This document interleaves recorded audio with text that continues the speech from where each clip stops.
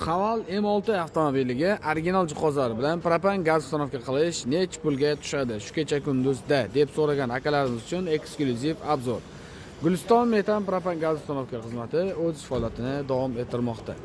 Original jihozlar bilan uстановка qilib berildi Haval avtomobilimizga. Blok upravleniyamiz original Avanti 32 ga tur. Spesialniy turbina avtomobillari uchun moslab chiqarilgan blok upravleniya original Polshaniki. Farsunkamiz Royal 2 ohmli original italyanskiy farsunka bilan original italyanskiy Nordic reduktorlari bilan uстановka qilib berildi. Hid chiqarmasligi uchun fragment italyanskiy ishlanganlardan foydalanadi.